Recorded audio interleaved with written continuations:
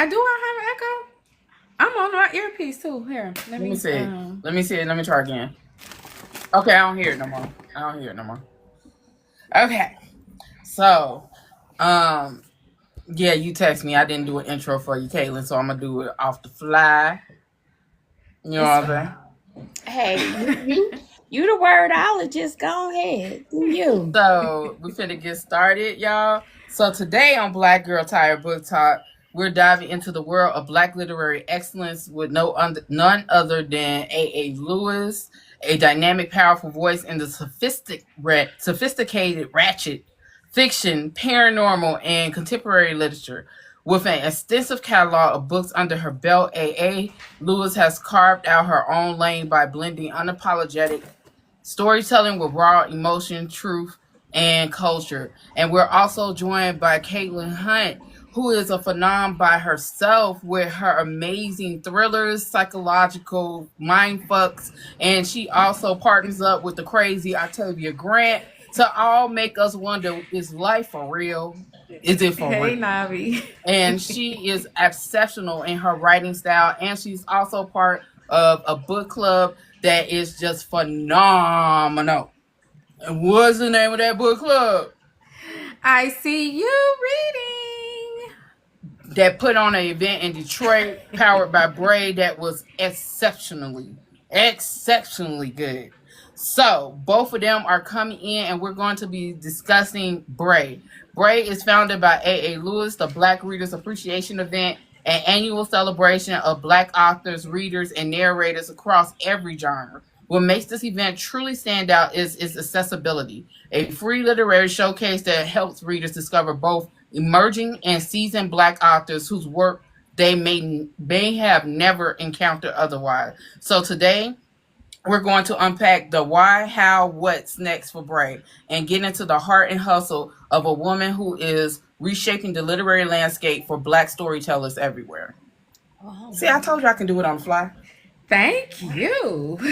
That was awesome. I'm like, Hey, who? I want to everybody. know that person. Because y'all people that be talking about Storm can't, that ain't really Storm. Yeah. Yeah. I can't. Thank you very much. So let's get into B.R.A.E. Yes, let's get into it. What inspired you to start B.R.A.E in the first place? Nothing, not a damn thing. I'm It is, fucking it dead. is, it is a beautiful accident. Is what I refer to it as because 4 years ago you could have not told me, you couldn't convince me that Bray would be what it is today. Like Mm-hmm. it evolved so organically from just me knowing November 1st is National Authors Day. I Mm-hmm. had already celebrated National Black Authors Day, National Indie Authors Day, you know, Rep Your Book Day. I had done it all. And excuse me, by the time November came around, all I wanted to do, I was just like, I'm tired of me. Let me thank some of these people who have been supporting me, right? I said, well, I want to gift my books to any reader who would like to take a chance on me, get to know me, or if you're one of my faves, then here, pick from my catalog because I was truly willing to give my whole catalog away for free Mm-hmm. just to say thank you. And I thought, well, maybe if I get like a couple people to do it with me, this could be kind of fun, right? Because Yeah. it's National Authors Day, and here we are going to give back to the readers. And I'm the type of person when I get an idea in my head and it's a hell yes, I run with it. Like I activate immediately. And I already see, what it's gonna do, what we gonna do. Well, these people, the first 5 people didn't respond back. Like I was like, by the end of the day, what are y'all doing? Like, I got an idea. Let's jump on it. So I then asked another 5 people, and this went on for about 4 days. I kept asking 5 people, and nobody got back to me with a sense of urgency until Saturday. And everybody was like, oh, yeah, we want to do it with you. And we told some other people. And I was like, what do you mean you told some other people? I was just trying to do a little something. I ain't trying to do a whole lot, right? Because I'm also lazy, y'all. So I was like, I don't want to do a whole lot. I just want to do something, right? And so by the time the phone call ended, we had about 50 people, right? Mm. And they kept telling people, and they were like, "Oh, so where's the flyer?" And I was like, "I ain't got no flyer. It's just supposed to be a little something, right?" Mm. They was like, "Create a flyer." So I go create a flyer, and they were like, "But it don't have a name on it. What are we calling this?" And I was like, "Listen, it's just supposed to be giving books to people." So literally on the spot, I was like, "Okay, we're Black. Our Yeah. readers are Black.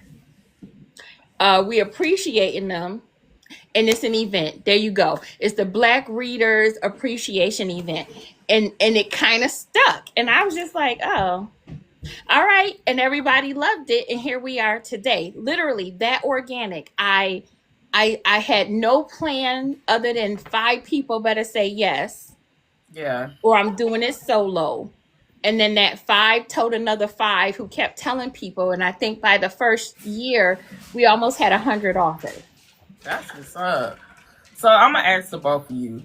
With so many initiatives like Stuff Your Kindle Day, with so many initiatives like Stuff Your Kindle Day out there, what made you feel there was a gap that needed to be filled? And from your perspective, A.A., and from your perspective, Kaylynn. Kaylynn, you want to go first? So from my perspective, just looking at it from a reader standpoint, in those events, it's too hard for me to find what I want to read. Mm. So in this event, for Black readers that want to read Black authors, or anyone that want to read Black authors, you don't have to find the needle in a haystack. You don't have to go through each category and try to pick out, well, I don't know, I want a Black author. You don't have to find them because we are all in one place. The only thing you need to do is decide which genre you trying, and basically just download all of them. You don't have to. It's not a search. We are all right here. Mm-hmm. You don't have to guess, because I've taken the guesswork out of it for you. We are all Black. And I there are a couple covers where I was just like, we sure where I did the research. We are all Black. For me, there are a lot of platforms who gift books for free. Stuff Your Kindle is one of them. Not to for us not to be included in this day and age, right? Because they still pick and choose how we are represented on certain platforms. And what B.R.A.E does is, the only requirement is you have to be a Black author. You could be traditional indie, you can be it does not matter. I just want you to be Black, and this is giving you an opportunity to be seen and valued for your creativity, no matter what it is that you write. We are covering all the genres, because a lot of people think, well, people don't want to read fantasy. Wrong, they do. And people want Black fantasy. They've been looking for you. Please show up to this event. My nonfiction people, well, nobody reads nonfiction.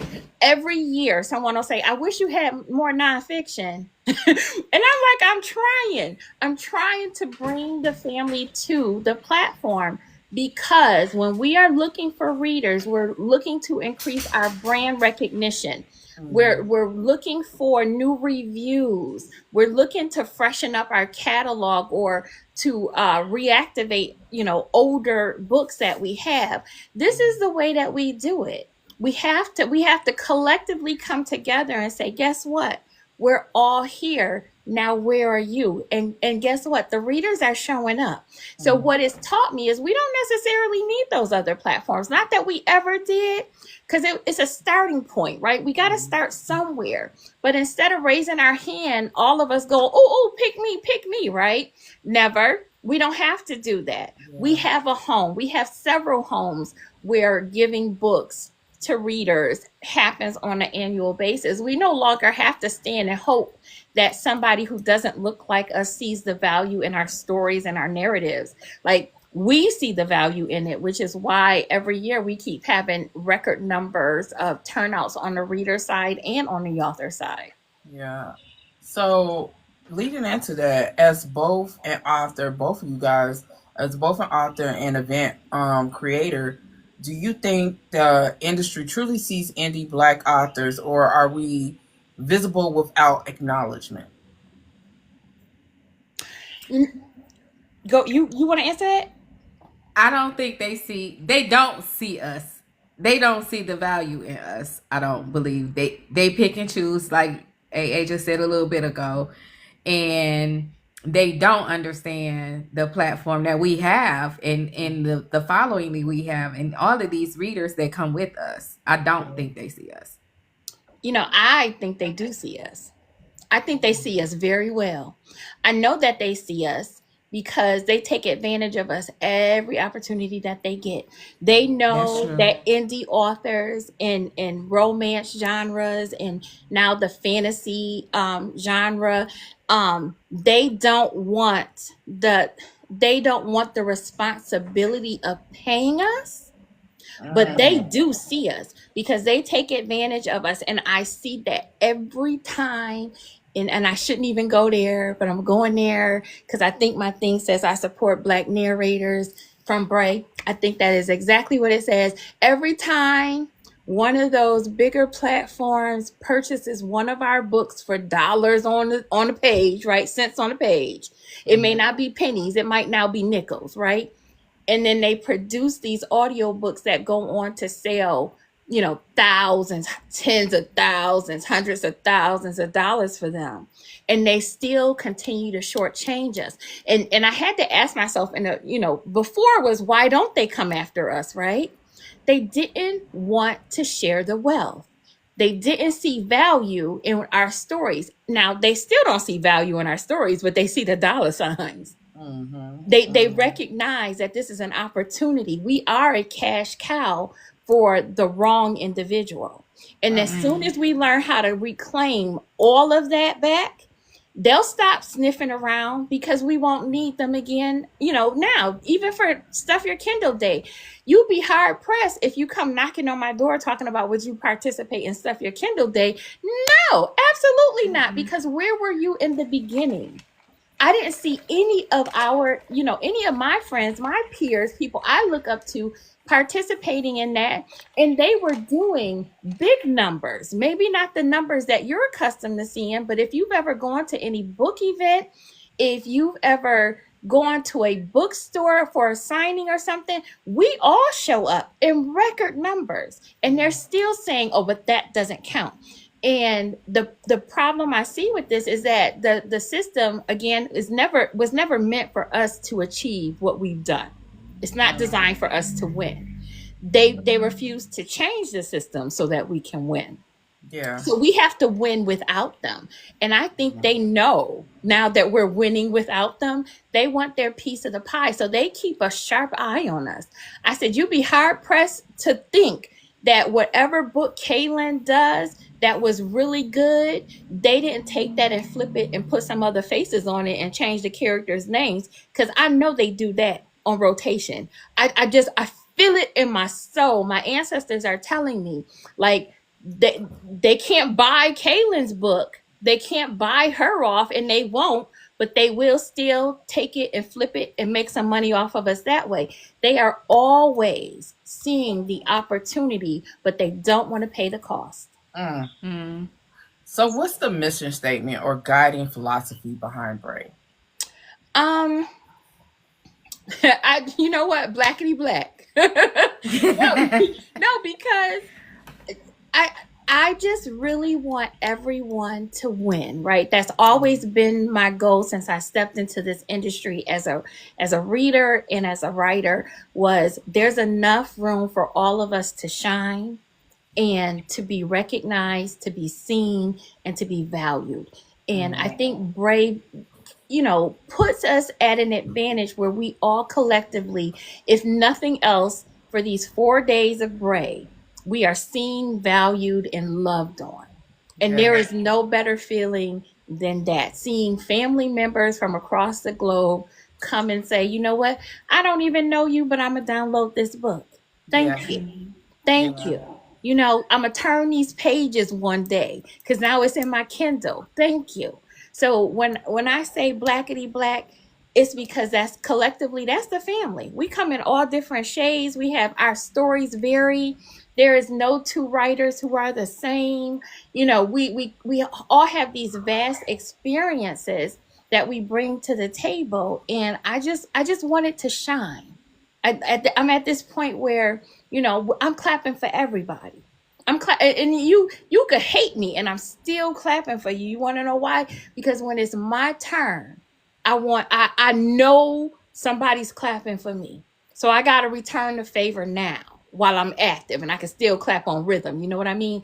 Like, I got to clap now for everybody, because when it's your turn to stand on that pedestal and they call your name, you want somebody to clap for you. And B.R.A.E. allows us all to clap for each other, even if it's just for a short period of time.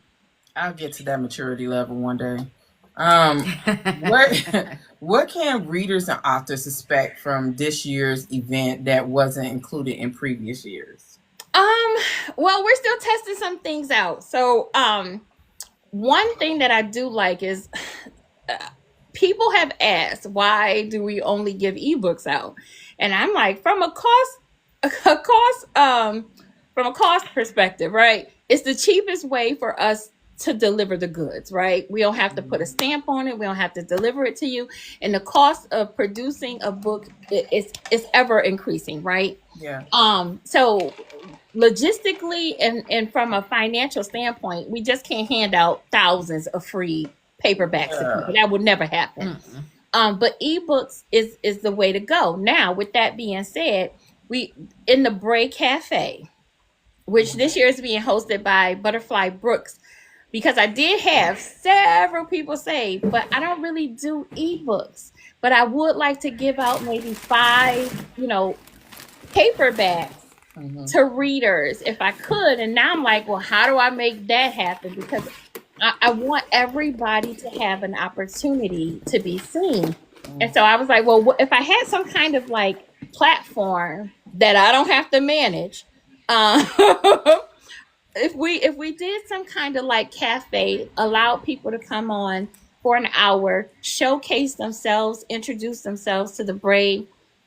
family, and kind of give away, do a drawing or whatever you want to do for an hour. The platform is yours. So we are testing out the B.R.A.E. Cafe this year. We already have like 20 people lined up to give away free paperbacks.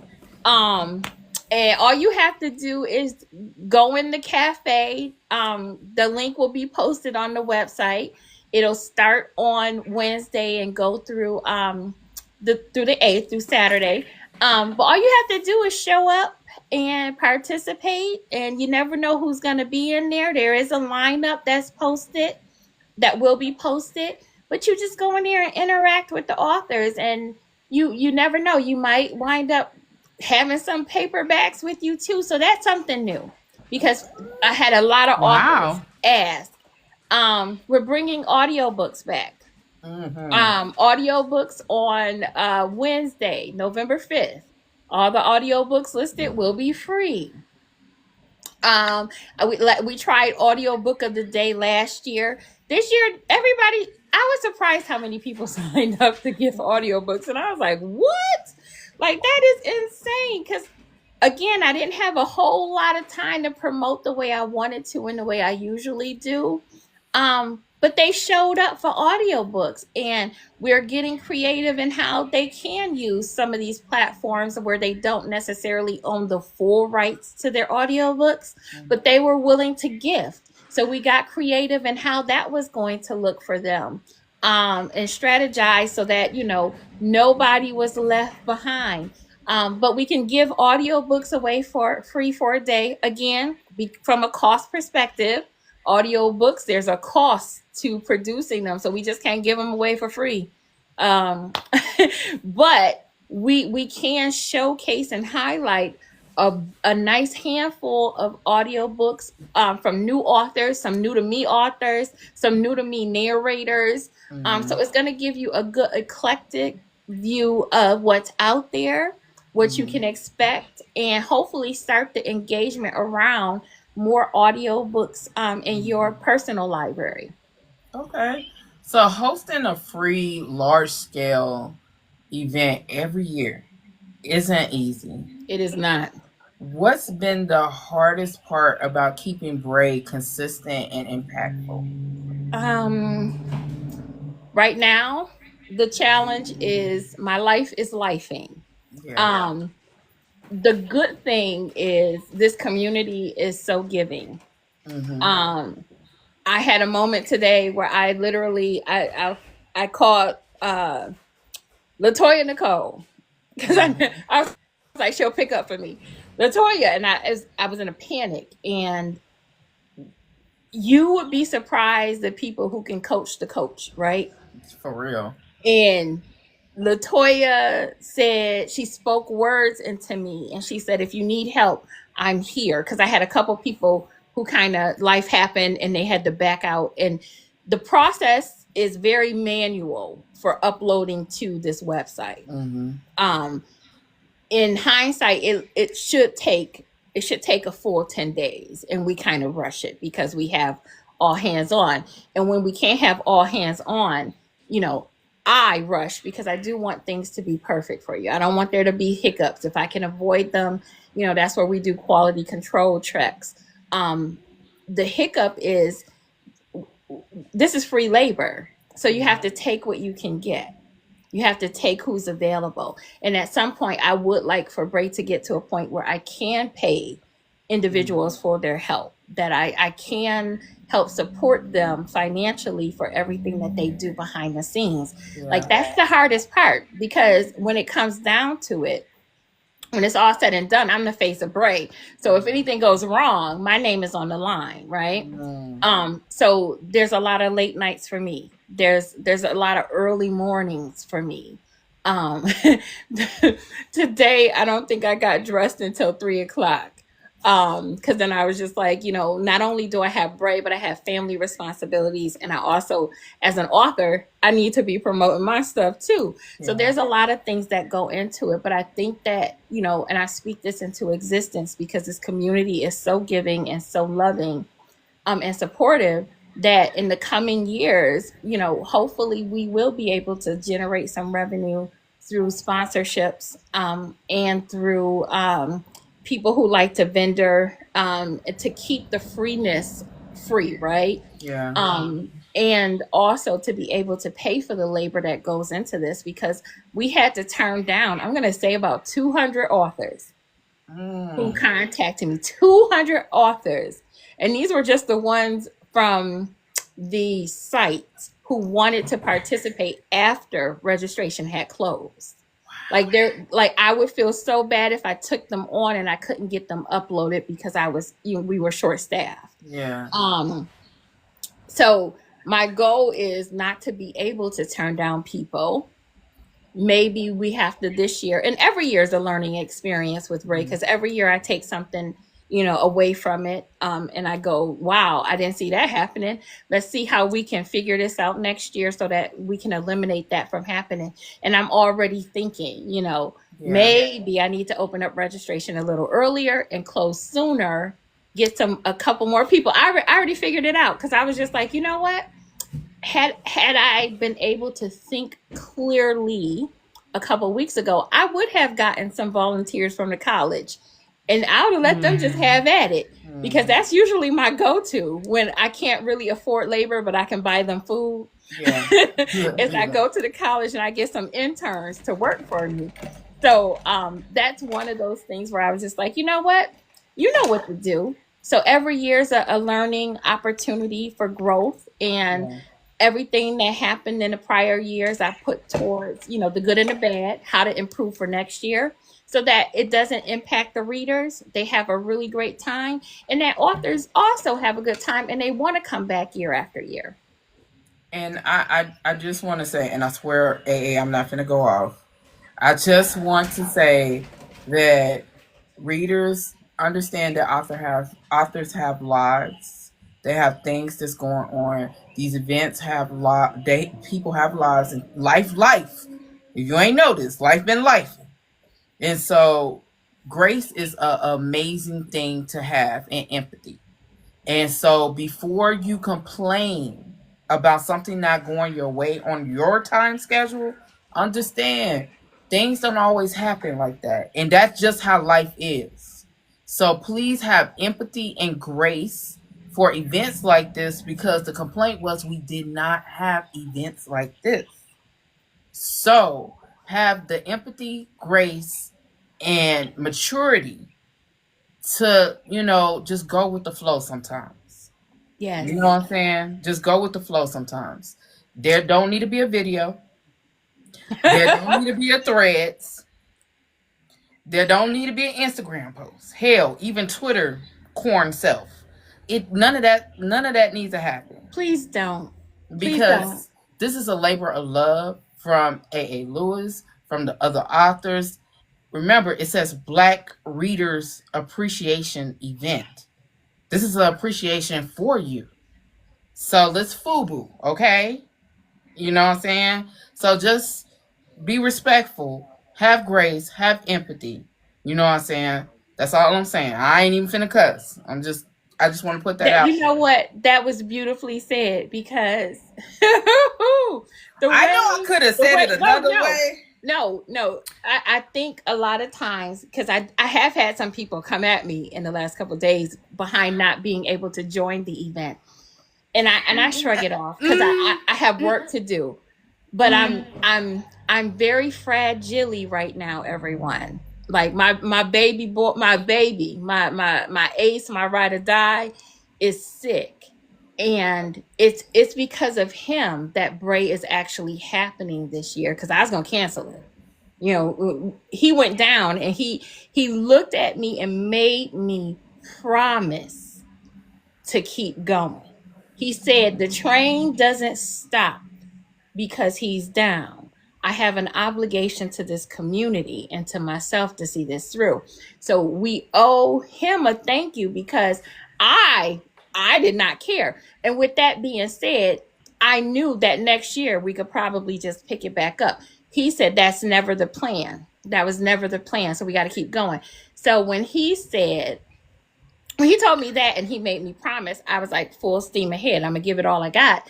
But with that being said, like, I ride on the verge of being A.A. in myself, right? Because you get A.A. the author, who is always going to be professional and upbeat and courteous and kind, but then you get the other side of me, who is not so pleasant. And I'm a true, I'm that girl. So if you know D, there's a reason why he married me, because I'm his rider, right? So with that being said, I never want to have anybody steal my emotional well-being or take me out of character from being A.A. and having to switch to be somebody else. So when you come at me, please come with some grace and some kindness, and I promise you it will be received as such. Okay, I did it. A.A. I just have a problem with adults that don't understand a deadline. Move on. You'll get it next year. I'm sorry. It was weird. It was very weird, because it's been circulating since September. Like, if there is a deadline, you missed it. Get it next year and look out for it next year. How about be sign up for the newsletter? No. You know what? it was so funny. I'm trying not to cuss. I did it A.A.'s way with that professional. That's before I heard what she just said. And now you want to cuss. Right. So Nicole, I'm sorry. Don't do it. Don't do it. It's okay. Let's move on. I don't play about A.A. and D. I do not play. No. Ain't nobody around here about to play about her. What they do for this community is beyond reproach. It is so much that they do for this damn community. There should not be some half-witted adult-ass motherfucker that gets on the internet, the email, the fucking DMs, and say, I missed the deadline, but you need to accept me. And when you say it professionally and nice and polite, and they still catch an attitude, Lord bless it. Shut your bitch ass up. I said it. Shut your bitch ass up. Next question, man.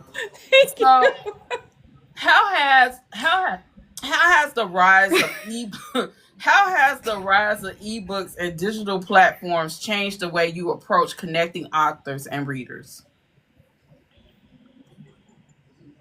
You want to take that? I'm still stuck. I'm sorry. Okay. Repeat Well, the no. question. Read the question again. No, I got you. No. How did the ebook electronic platform change the way we go at?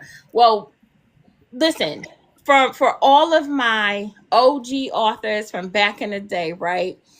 When I used to have to go to the corner store or the bodega, whatever city I was in New York, right?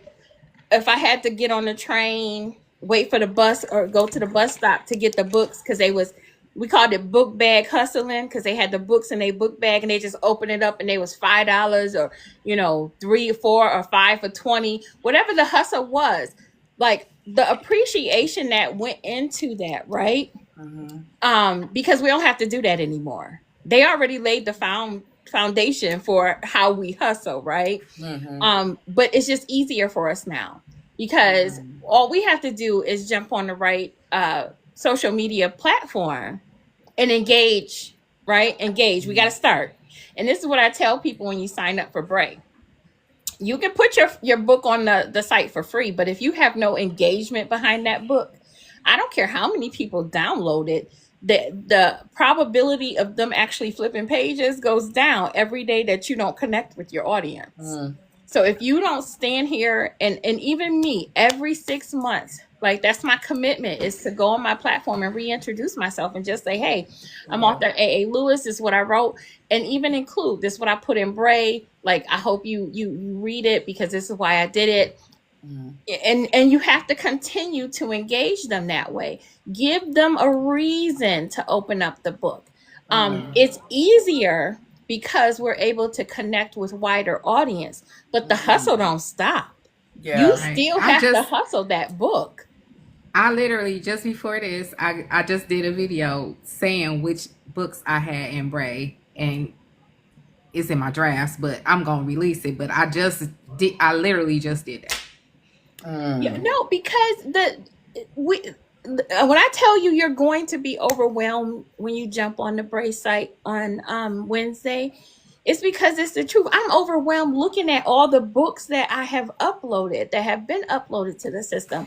There's so many beautiful covers. You don't even know where to start. So many genres. And you want my book to stand out, or you want your book to stand out, it starts way before B.R.A.E. It starts right now. It does. And I'm going to tell you, because I'm not, it's so many books. I'm not trying to figure out. I'm just downloading the stuff. And now I have all these books. I'm serious. Like, I have all these books. I go to the genres I want, and I'm just downloading books. I'm not about to read through all of those. I have these books right now. And for me to see somebody talk about it later, and I can go to my Kindle like, oh, I got that already. Let me read it right now. Yes. I don't have to pay for it. I can read it right now. Or especially if I'm on the site and I'm scrolling through all these books and I see something that I recognize, I'm taking that one too. It's stuff that I might scroll by, but if I recognize it or I recognize the name, I'm getting that one. That's how I got into Evelyn Latrice. Because I got her first 2 books and I was like, oh, I like how she writes. And that's how I got into her books, like, because of B.R.A.E. I find so many authors that I'm just like, that is like, I didn't even know you existed. And even now that I'm uploading, I'm like, who is this? Because you ain't never come across my For You page. I ain't never seen you. Like, I literally, so if I've been on your page and you can see that I done been watching you, it's only because I'm like, who is this? Because I'm like, one thing I've always prided myself, even as a reader and an author in this space, is at least knowing who's out there, right? So I can kind of connect the dots. And when I come across a fresh face, I'm like, I don't even know who you are. Hold up. How many books you got? What you got over here? What you doing? What that video say? Like, I'm all over your page because now I'm trying to figure out, how can I support you? Who do you need to know, right? and what that book about, because I'm about to download it, because I have never seen, I have never seen anything from you. So, let me love on you. And that's the first thing that I do with B.R.A.E. is I look for the people I don't know so that I can get to know them. And then I always ask myself, why don't I know them? Because, I don't ever want to be unapproachable to anyone, but I also want to make sure that like they know that the family is here, right? Yeah. So, so that's what I do. I go for the people that I don't know. And then I get all of the people that I'm like, dang, Yeah. you know what? Every year. And I know Monica Waters, I know her catalog. Like me and the Hendersons go together. Like I'm part of the family, right? But every year I'm just like, how I miss that? Where do you be pulling books out of that I don't know? Yeah. So I'm amazed, and I'm even excited when I see people that I do love on and read on, all the time, when they hit me with something that I don't know about. Yeah. I look, and I'm gonna tell you authors, hey, I'm looking through those lists because I'm like, I've never interviewed this person. I never knew they wrote this genre. I'm looking through that list, and please have emails. That's all I ask. Yes. I'm looking through that list because I'm looking at authors like, okay, I want to send out an invite to be emailed to the book, to my podcast, because it's events like this that give me an opportunity to find authors that I've never heard of.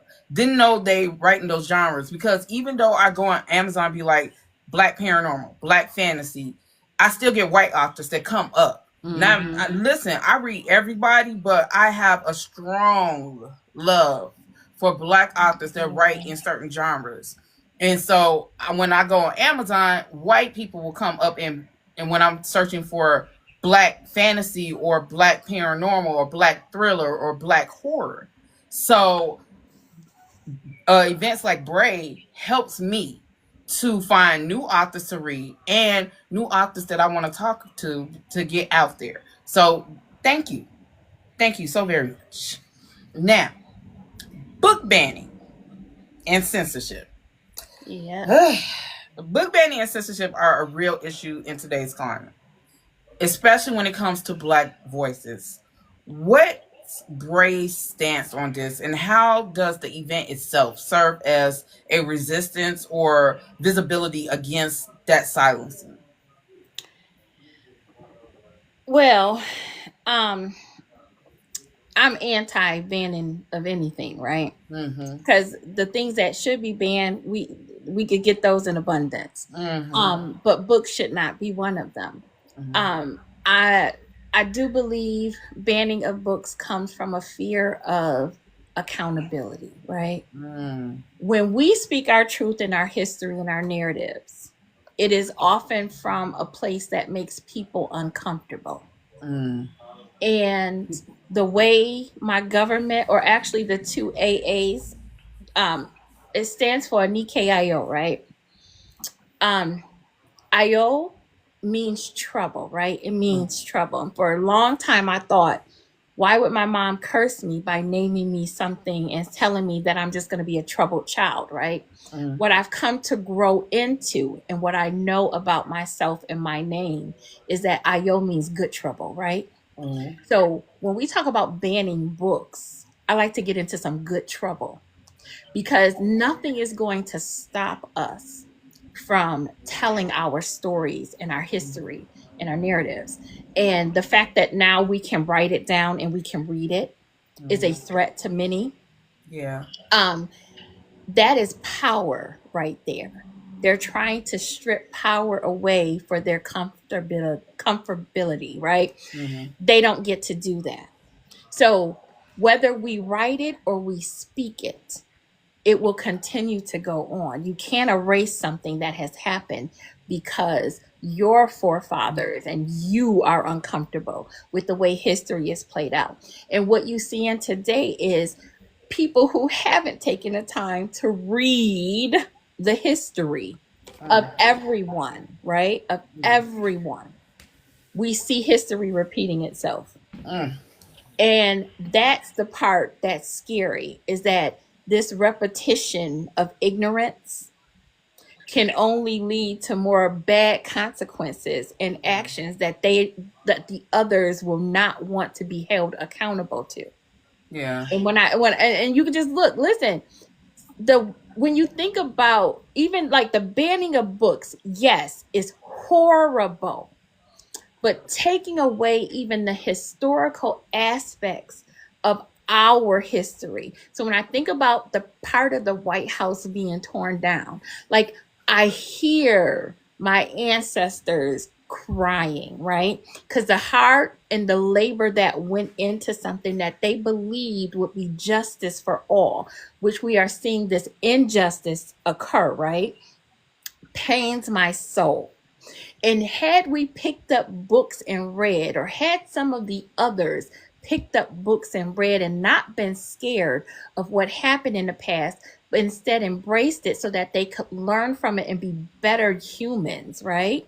We wouldn't be in these predicaments. I mean, there's a lot of other factors that go into it, but the banning of books and you not wanting to be held accountable and being uncomfortable, sometimes we need to sit in our, in our shit, right? We need to sit in our shit to know that it stank.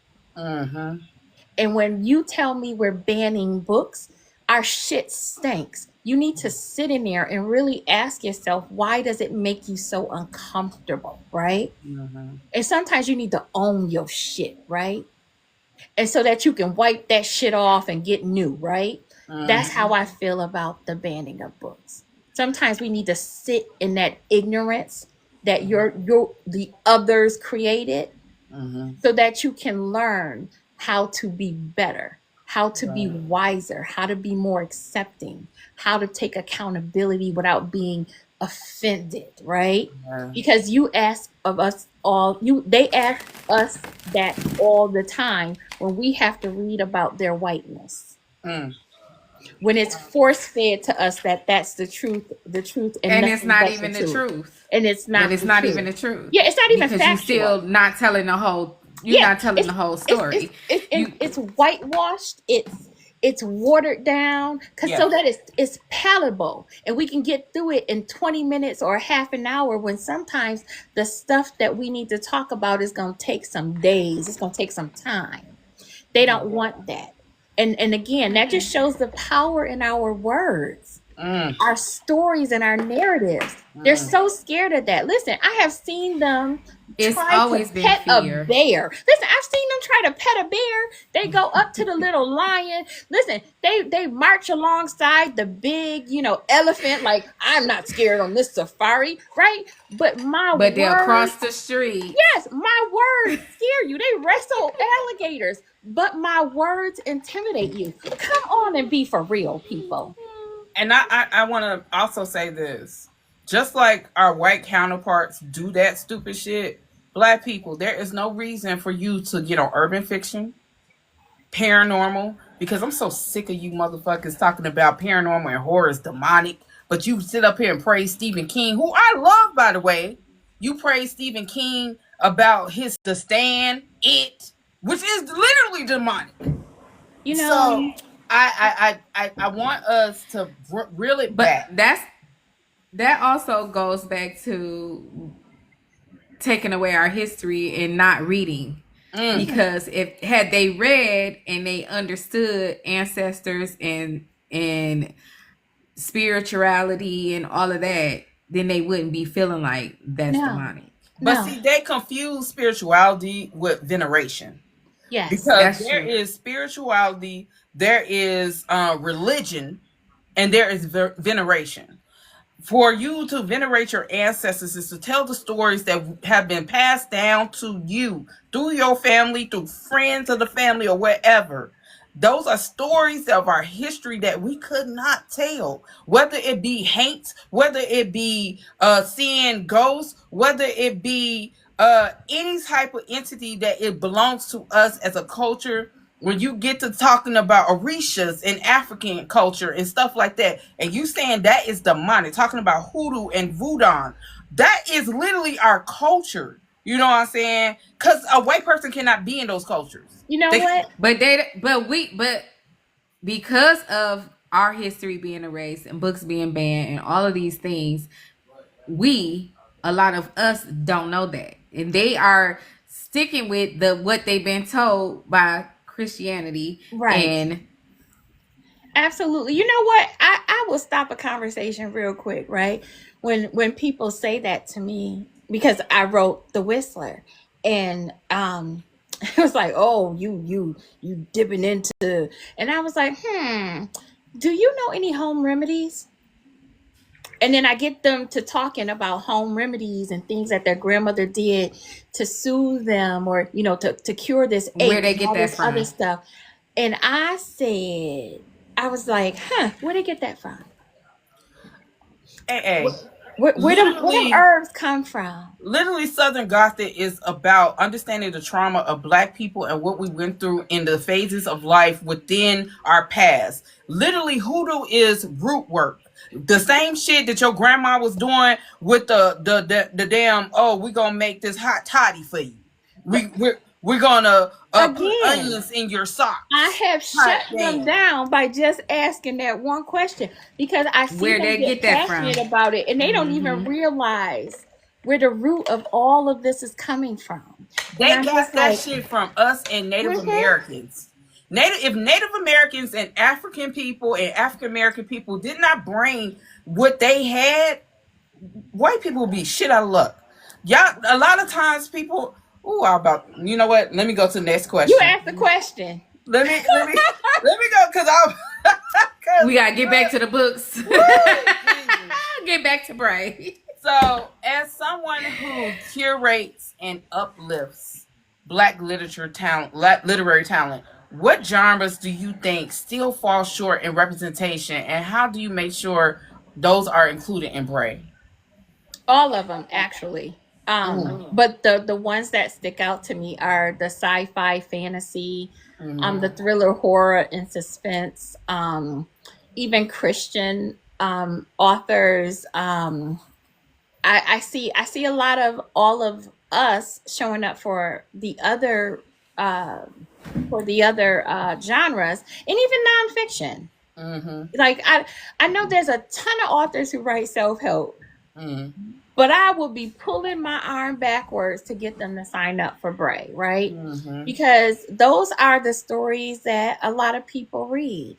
Yeah. And they don't think that there is representation in them, right? There's no reason for us to have to go look for, an author that doesn't look like us to write our stories. We're here.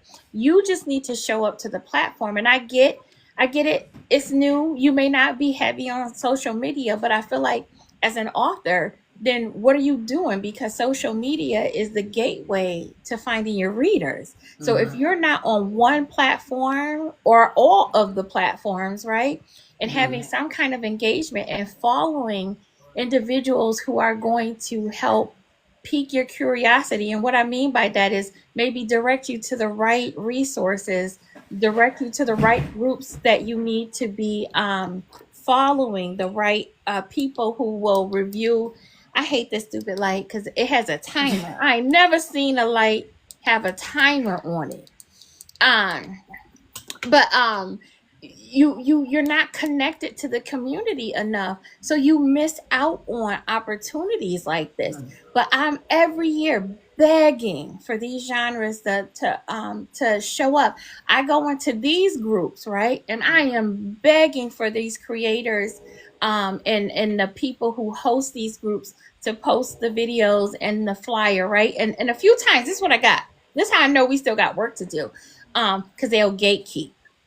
Now, I literally was in a group. I went into a group that I know has a lot of like nonfiction authors in it, right? And it's a huge platform. I go into the group, I post it, right? She takes it down. I posted again, she took it down. Then she contacted me, and I was like, because I always read the rules of the group before I do anything. So she was like, hey, I would like to collab with you first before I post that, right? And so this is me, because now she done piqued my interest. I was like, okay, let's talk about what kind of collab? Listen, so because I don't know what that meant, but I know what it means, right? So I say, okay, what is it? She was like, well, I want to do this with you. And I was like, do what with me?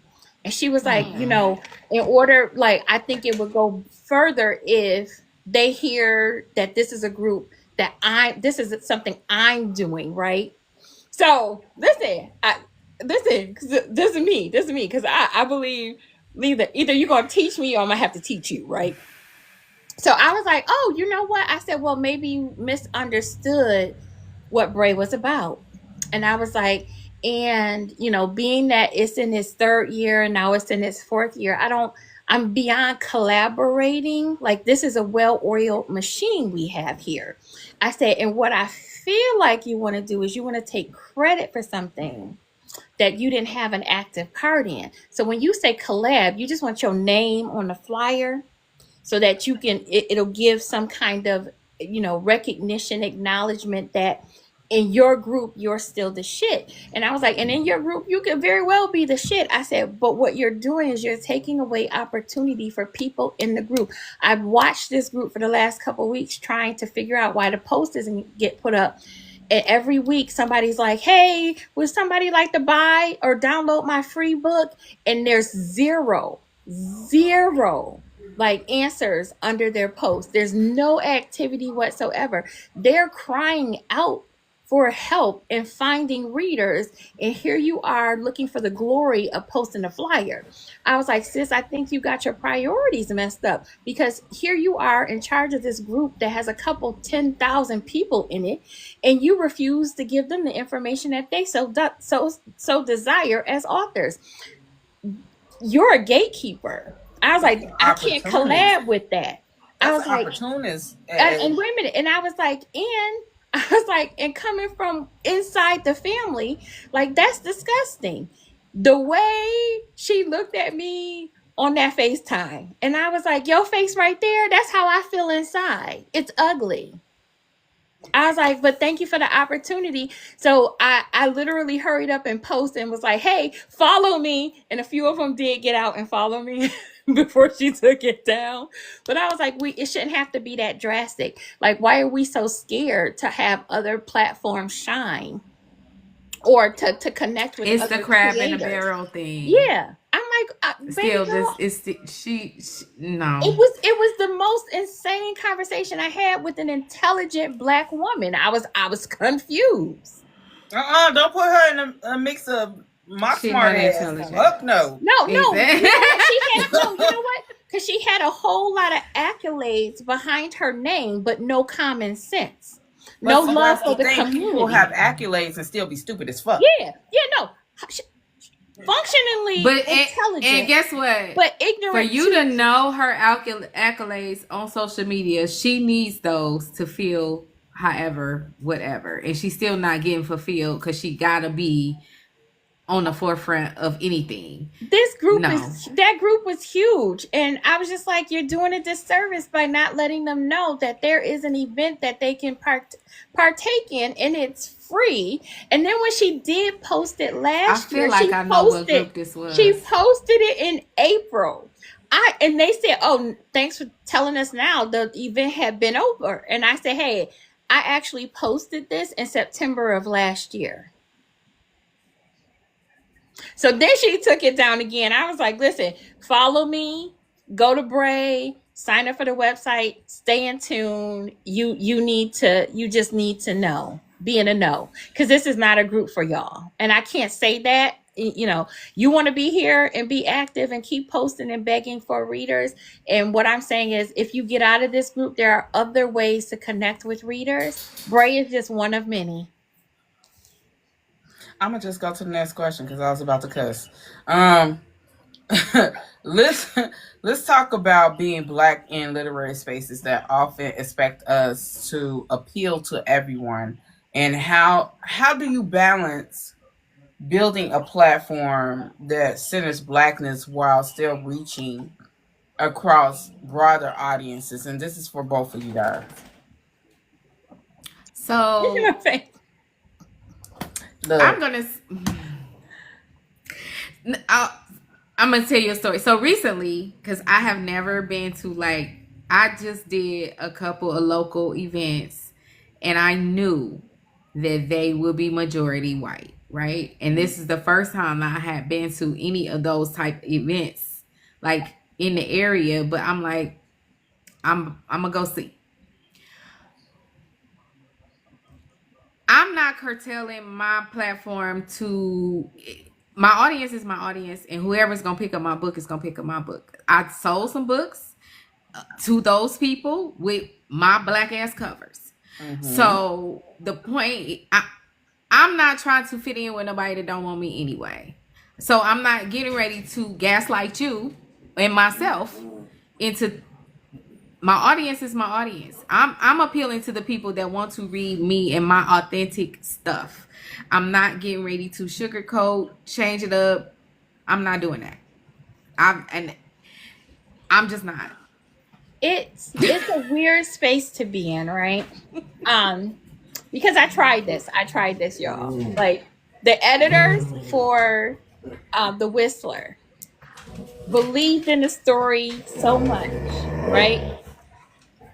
And said to me, you would get a lot of crossover readers if you just tweak the cover, right? You gotta just, because of the genre, tweak the cover, right? So this is me. I was like, I don't want to. I'm blackity black. The Whistler's black. He's gonna be the face of my book, right? So we kept going back and forth. I slept on it. And then I was like, okay, you know what? I did some research on the genre. I was like, maybe there's some truth to it. But I'm not changing the content of the story. So then the book gets into the hands of someone who is like, is good at what they do in the literary industry. And the person said, do you ever think about changing the Whistler to make him? And I was like, a white man? I was like, I am blackity black. I have 4 sons, 8 brothers, a husband, and even my cat and dog were all males, black men. I was like, I have maybe 58 uncles. No lie. 58 of them. I know black men. Why would I ever write about a white man in this capacity, right? I was like, I can only tell the story from my point of view. I was like, I dumbed down the cover. And I say that because he was supposed to always be a black man on the cover for crossover appeal. Maybe that's my bad because I conceded it'll never happen again. It still speaks black, but it should have been blackity black. If that's just me. And I feel like they need to feel safe, right? And they need to be in the center of our world at all times. And All the time. I'm so tired of them needing to be the focus of our attention. Listen, this book will either be what it needs to be to the right reader or it won't. You'll either pick it up or you won't. That has nothing to do with me being black or wanting to cross over. It will cross over because it's a great read. I should never have to compromise. And I'm not even saying I compromised. I saw the vision, right? I went with the vision. My vision was better. That's all I'm saying. There's always different ways to see things. And now that I've done it and experienced it, I can honestly say I'll never compromise.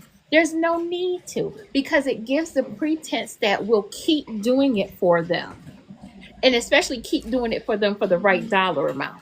You couldn't pay me to lose the color in my skin.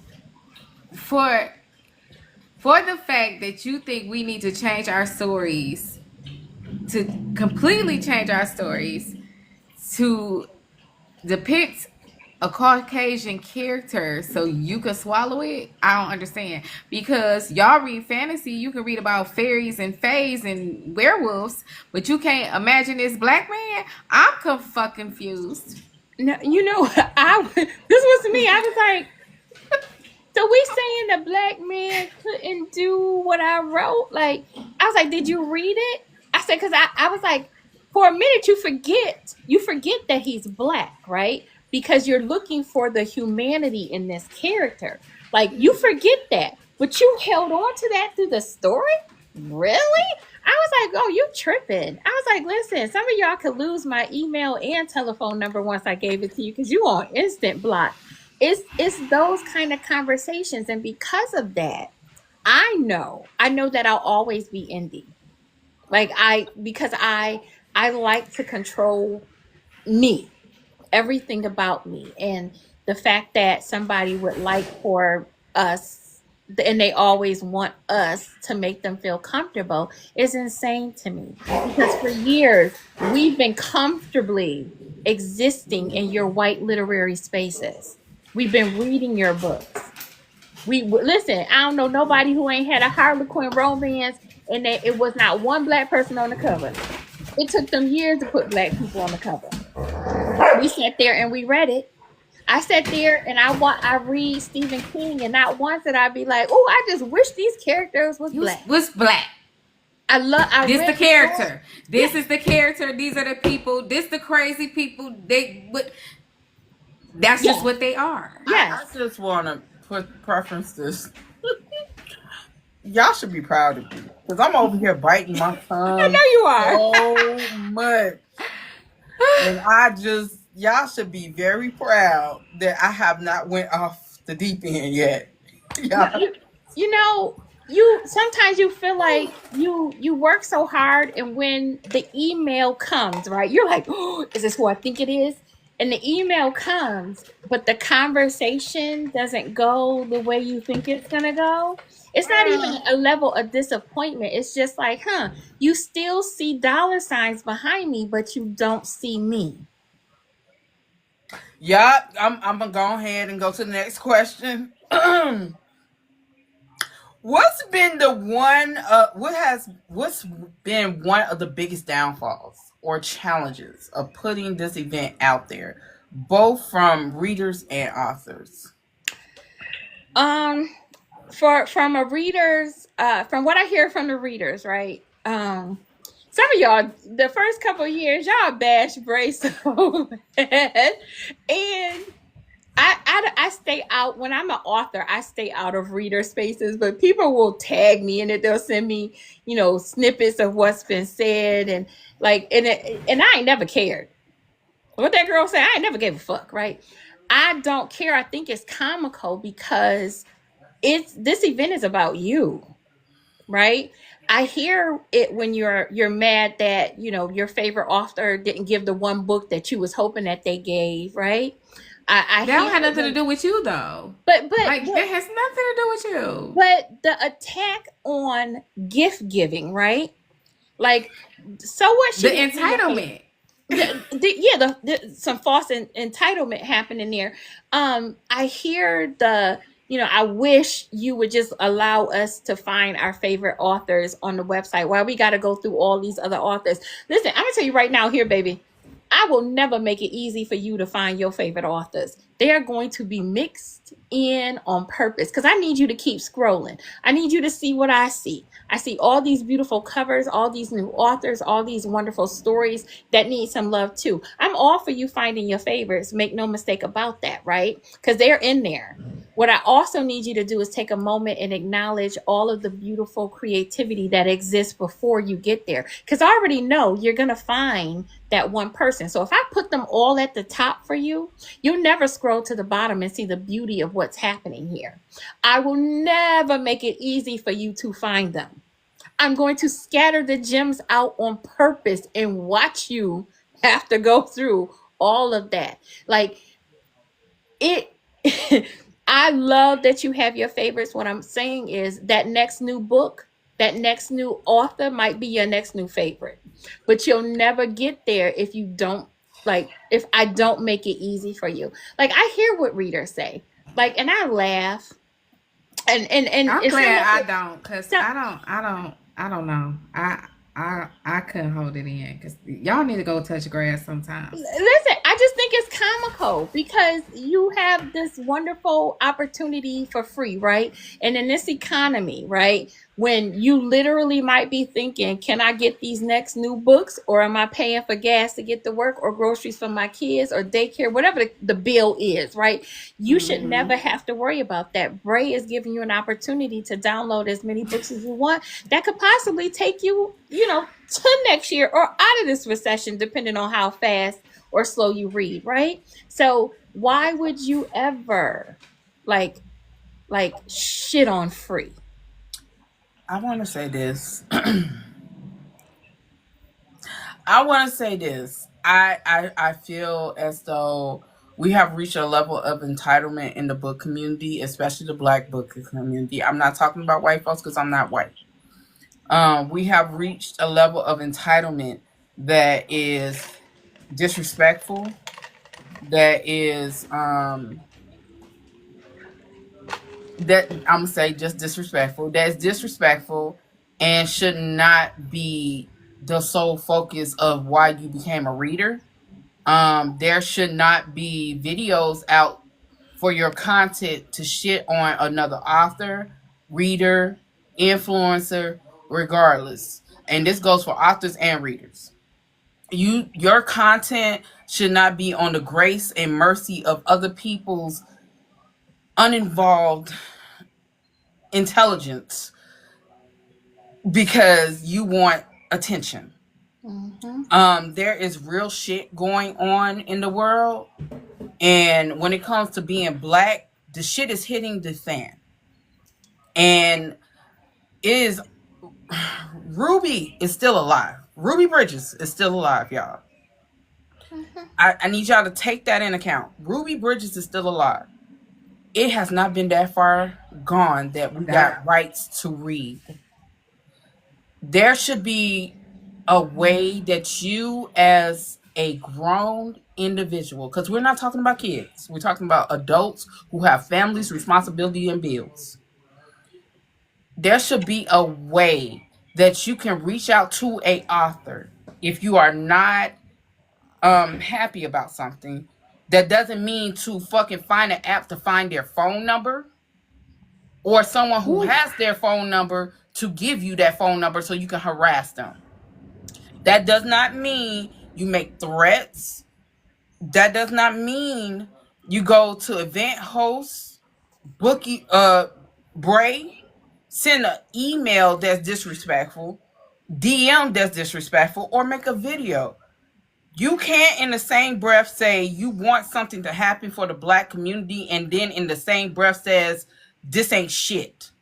And then turn around and read an author who's not Black and give them all the fucking praises. You cannot go to a traditionally white author and then turn around and disrespect a traditionally published Black author and say it wasn't good. It wasn't like I'm used to. Do you know what people have to go through in those spaces?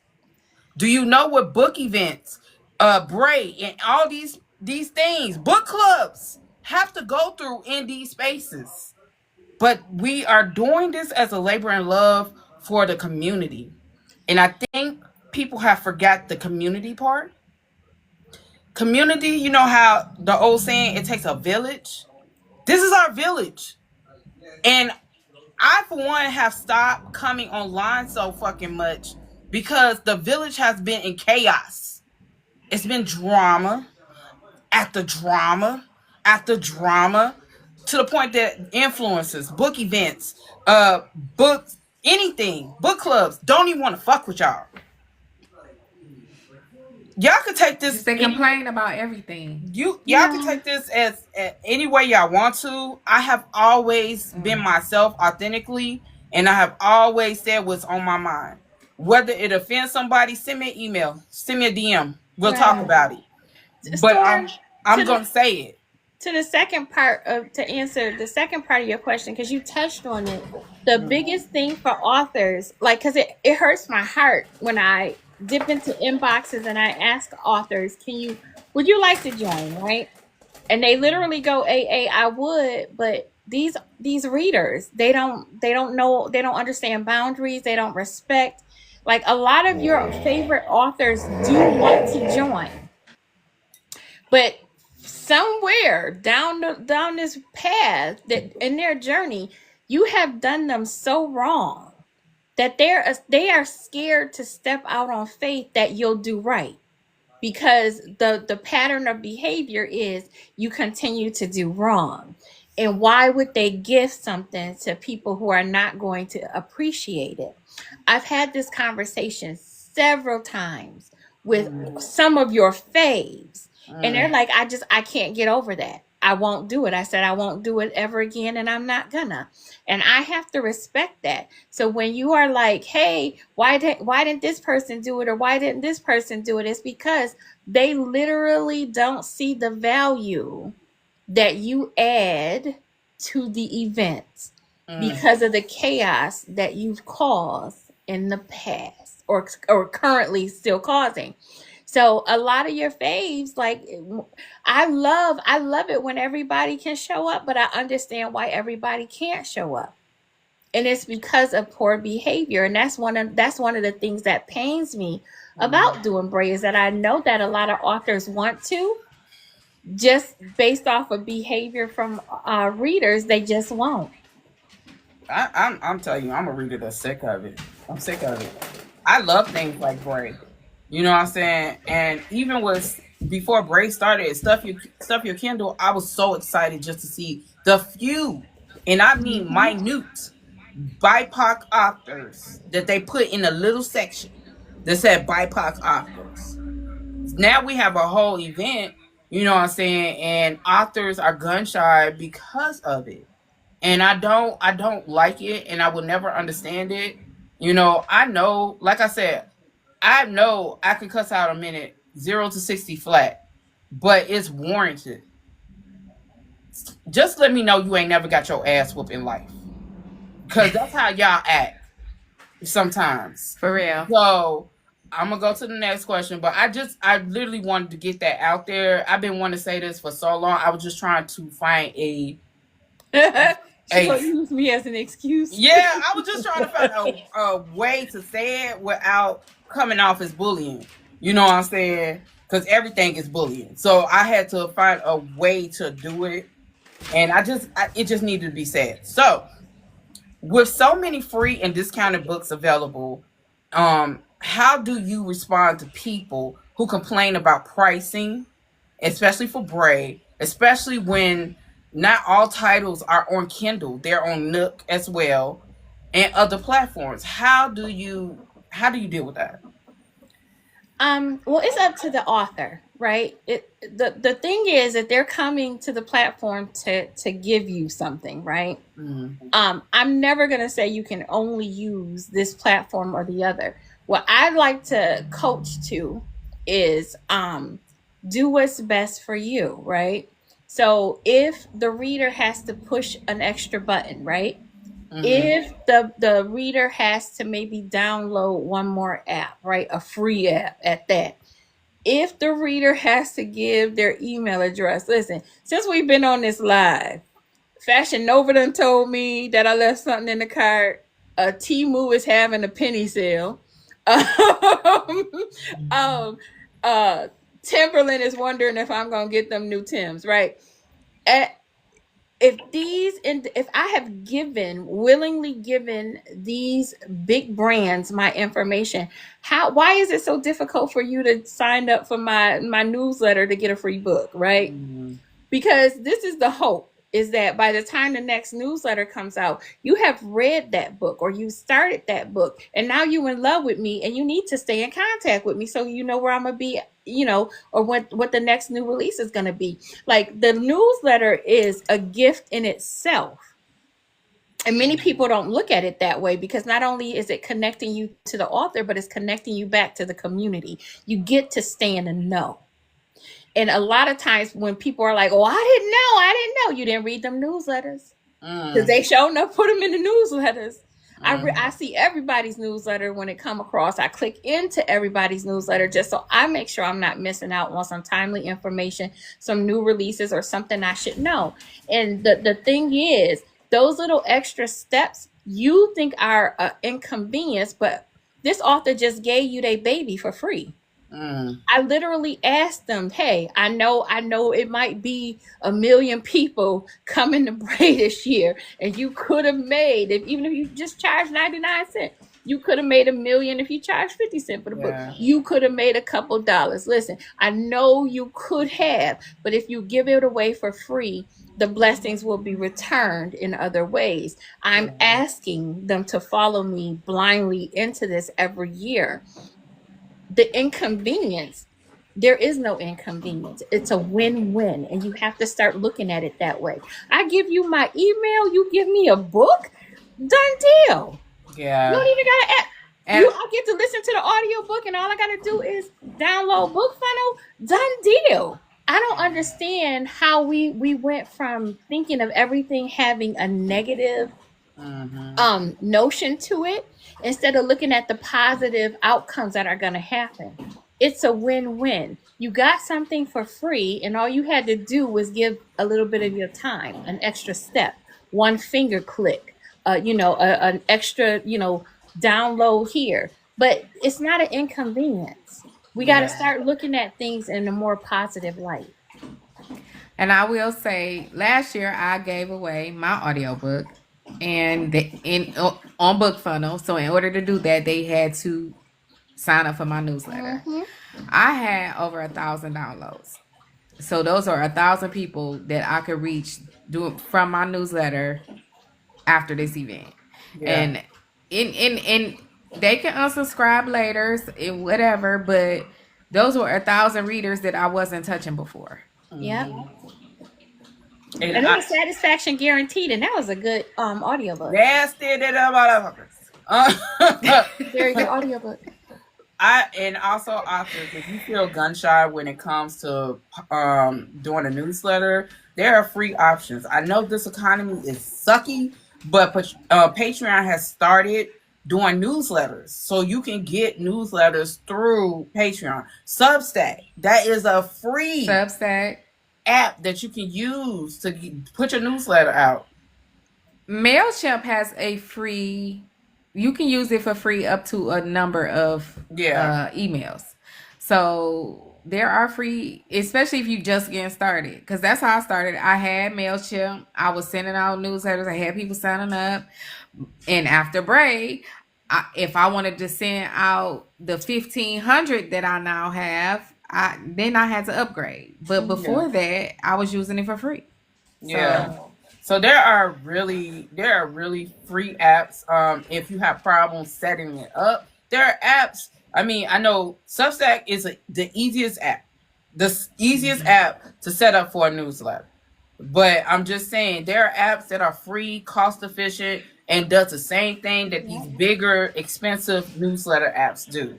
So there should never be an excuse to why you don't have a newsletter. I don't care if you got one person or 10 people or thousands. There is something that can help you. And I just want to say, free. It was free to sign up for B.R.A.E. It was free. Absolutely free. And every year people for you to be able to get visible with thousands of people. So it was free to sign up for B.R.A.E. People ask me every year, what's the cost to join B.R.A.E? And when I say it's free, they're like, but why? It's free. And I was like, because sometimes we have to do free in order to show up for each other. What's the question, Jackie? What's the question? You have a question about B.R.A.E. I just want y'all to know, not everybody's trying to charge y'all. Not everybody. So let me be clear about this. B.R.A.E costs. There's a cost associated with B.R.A.E. And that is why we have vendors who show up to support. That is why if you want to be on the new release page, there's a fee associated. All of that, like there's merchandise, because the merchandise helps to go to support some of the in-person events, as well as keeping the platform running. Now, because of the amount of volume that B.R.A.E does, I do have to pay for that. And it's funny because when I switched over to this platform, I said, hey, I do a virtual book event. I don't want the site to crash. I don't need this to happen. And they were like, oh yeah, books, it'll be okay. And then they saw what happened, and they're like, immediately they were like, you're the number one like store on our platform. Like, what is going on? Because you went from a steady number to these outrageous, traffic and stuff, and we didn't quite understand, what you were saying. I said, I know, because you were like, oh no, it'll be okay. And I was like, I don't think you understand what I'm saying, right? This is how we normally trend.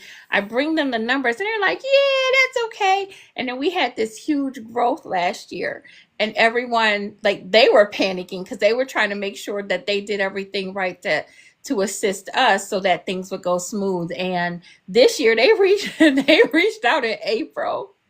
We had a conversation in July, and I was like, no, this is what happens. And now, knowing that we have a partnership that's on board, like, but all of that costs, and I don't mind paying for that, but I also don't believe it should always have to come out of pocket. So that's how we use the vendorship. That's how we, the merchandise in the B.R.A.E store. Plus, B.R.A.E does the in-person event. So if you ever do, come to a B.R.A.E powered event, I show up with goodies just like everybody else. I contribute. I make sure that, what I can, we do, and we do it well, to stand out for the brand. So that's where the funding takes place. So everything can't be free, but what I can make free, it certainly is. I just put the website in there. I couldn't put the dot in there, so it's like www.B.R.A.E.website. But that is the website, Jackie, so you can go to the website. Now, as the owner, what's your mentality or mindset when you go into planning this event each year, and what keeps you grounded and motivated? Every year I say I think I'm crazy, right? Got to be out of my mind. Every year, just when I think I know the numbers. So let me be very clear. This year, I was like, I'm gonna have an easy break because I did not market. I didn't promote. He didn't let Well, me we give up did. on it. Listen, I was just like, it's gonna be an easy break, and we'll just pick back up next year. So when I was like, okay, I could deal with 200 authors. That's easy. I honestly, I think we're closer to like 620 than the 700 number, but that's still 600 authors on an average gave 3 books each. Then we had audiobooks show up. Then we had the one dayers who were like, nah, we're just gonna give one book. We're gonna give all 3. I was like, y'all are out of your mind. Like, because this was supposed to be easy for me. I underestimate us all the time. Every year, when I think I know how we're gonna show up for each other, y'all blow my mind. Yeah. Like, and I'm just like, that is amazing. That's an amazing position and predicament to be in. I don't take it lightly. There's a lot of work. Like I said, I have to re-examine how we do this and look at, my son was like, there's a way for us to incorporate when they sign up, how to streamline it so everything goes directly into the site. I said, well, you work your magic, because I am not that tech savvy. I know enough to be dangerous and have a good time, right? You figure the rest of that out. But there's a lot of responsibility that comes with it. And every year I literally go, we're going to get into some good trouble because you are like, there's no other way to say it, because I'm just like, and it's still free.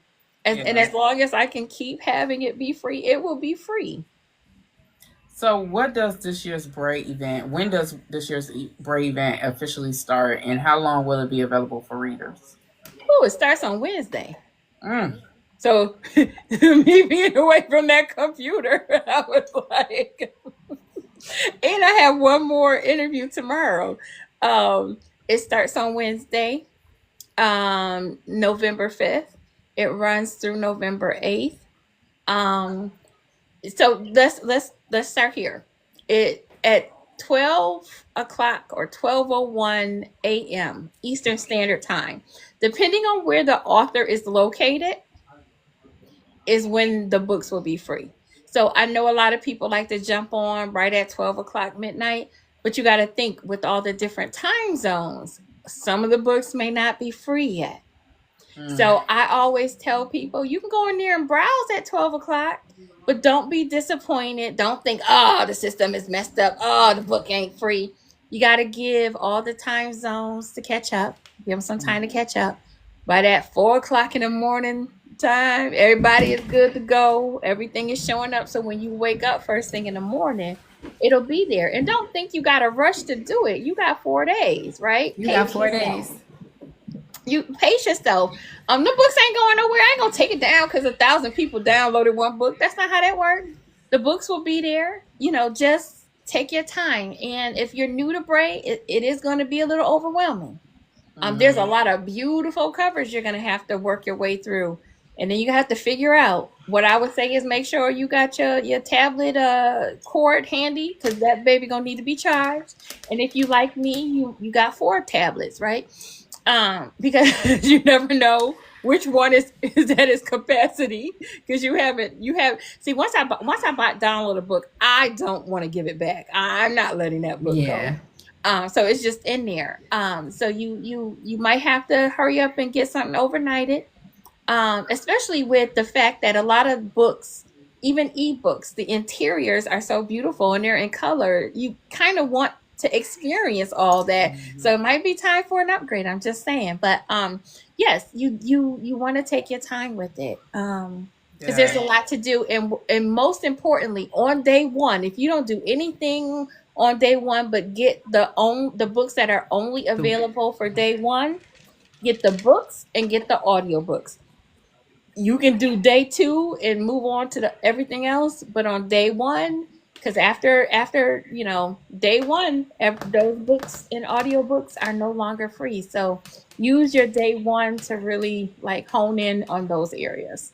I literally set up another Kindle account, different email. I got a strategy that's blank. There's nothing on the Kindle, so I can download all the books I want without being that notice of you got 20. No, I got everything that I want.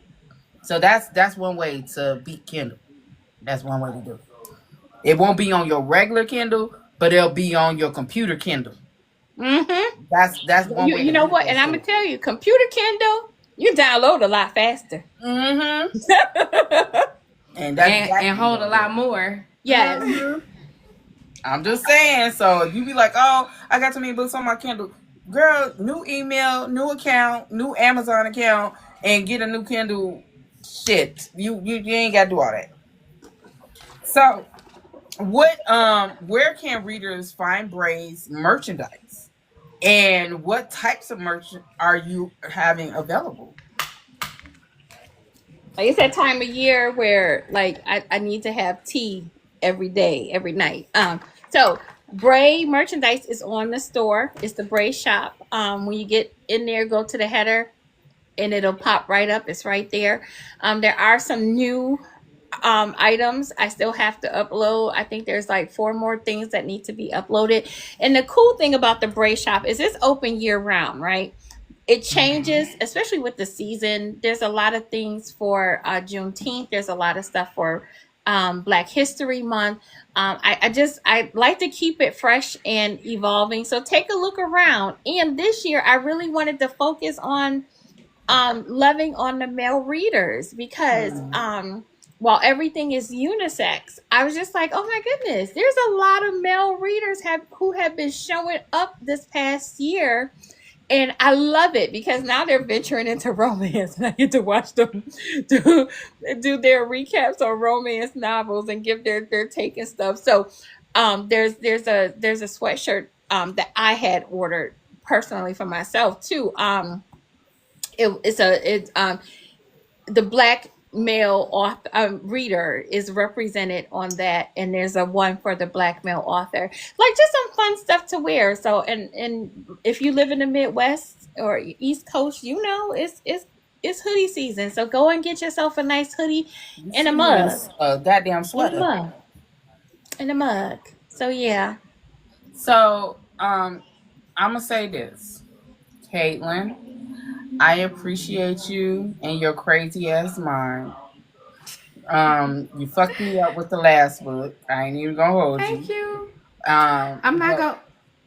The next one that's coming out, I'm just don't That's cuss me out. fun. I just love your writing, but at the same time, I be want to cuss you out. You know what I'm saying? In the same breath, I want to cuss you out and love you writing and don't want to read nobody Thank else you. because I just love it. A, you have always been like a big influence with me and a big sister to me and believed in me before anybody.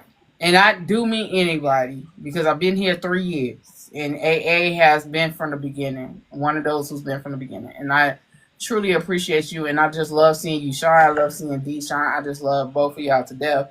Meaning, I will fuck y'all up over him.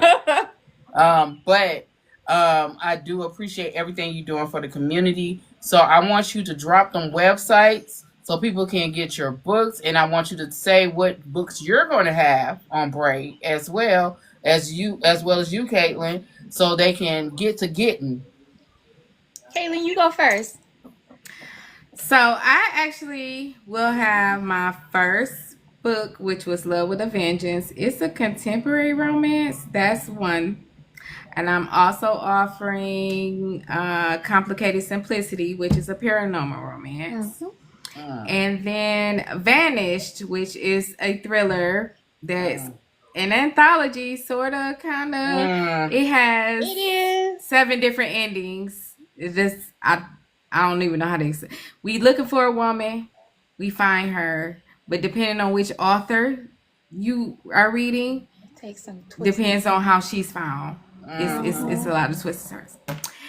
And I don't know if it's gonna be on the site because I added it, but we're gonna add Karma in too, which was the anthology from the Send it to me. It's the anthology from the book club that we put together. It's Karma. It's got 9 stories with some karma coming to you. My website is KaylynHunt.com. Yeah, it is. Because I was like, oh, I had to ask them did they want to add it, and then it was late, and I was like, you know what? I'll make it free anyway. We'll see what happens. So, no, send me the link. Put it. I still got like, I don't know, maybe in my mind it's under 100 more to upload, y'all. I'm dead. In your mind. I wasn't gonna add nothing else on. I was just like, whatever. But yeah. All right. So I'm gonna do. This is how I choose what I'm going to upload. Right. I choose the books that I think y'all slept on. So this is me saying stop sleeping on me, okay? So my 1-dayers, because I have 2 1-dayers in there, because I don't want anybody to say they didn't have an opportunity to read what I consider my epic work, right? So you gonna get The Whistler. 1 day only. And I was just like, y'all sleeping on this book and it's killing my soul. Get The Whistler, right? Get The Whistler and thank me later. And wait, before you finish, it's Southern Gothic, paranormal, supernatural, and Black oriented. That's all I'm gonna say. But I don't think it's scary in the way you're thinking it's gonna be scary. No. I think it's gonna fuck your mind, but I think it's good. I think it's you tell me after you read it. And if you don't get it, then we ain't really friends, like, because you're still sleeping on me. Okay, but I'm gonna do something else that I shouldn't tell you, but I'm gonna tell you because I want y'all to know this, right? So I did just drop not the new release. Oh yeah, Quiet Storm. The Quiet Storm for 1 day only is gonna be on break. Now I am doing this as, again, this is my thank you for a really awesome year. I don't get on social media and I don't hype and do all that yada yada talking. I don't want to do that. I don't do that. What I'm gonna say is this was a very awesome year. You all loved on me a lot, and this is me saying thank you. So I am gifting The Quiet Storm for 1 day only. Okay, now the other books. Y'all slept hard on Smoke and Fire. Like y'all love the Oh, paperback on Smoke and Fire, but y'all slept on Smoke and so good. Fire so hard. So good. And I'm like, hold up, because I know Smoke and Fire are those brothers.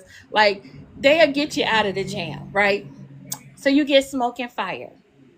I'm giving Blake University because I have never written a book, a YA book, right? And YA. it literally can be YA. I've never written. I will probably never write another YA book. Wasn't enough spice in it for me. But I gave you drama. I'll be honest, I gave you drama. I gave you a little spice, but it was clean spice. I ain't like that. But it shows some dimension. So it showed it had some dimension, right? So I gave it to you. I went back to SU and I gave you my college years, right? And some of y'all loved it. Y'all loved it. Some of y'all, I don't know. I don't know what y'all got against me, right? So I'm giving you that one. And then I'm giving you Unmatched, right? Because so this is me being emotional, right? Somebody was like, did you write that knowing your life was gonna take a turn? Bitch, no. Who would do that, right? How would you? What? How the fuck would I know? But so this is my thing. It is such an emotional book about the testimony of, I know, listen, you have no idea how people come at me sometimes. And that's why I be like, you know what? This is a coachable moment.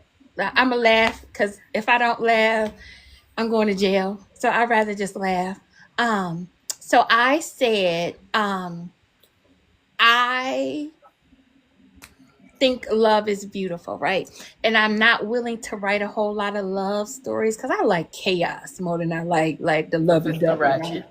Yeah, I like the drama and I like spice, right? I like sex.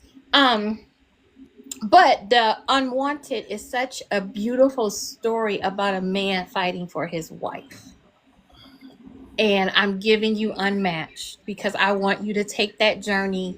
Don't listen to the one lady who was like, it's so emotional. The trailer, she was laying in the bed with the hospital beeping. You knew I was gonna give you some trouble, like some drama. Like, so I was like, it's not too emotional. What it does is it helps you to imagine from a male's point of view what that love looks like. Because a lot of times we write from a female's point of view with us fighting for the relationship. This time he's fighting for the relationship. And yeah, I'm gonna come with the drama. But y'all slept on it. That's why y'all getting it. And that's all you're getting. Because y'all love when I'm super toxic. Like, y'all just love Uno and Dos to death. Hell yeah.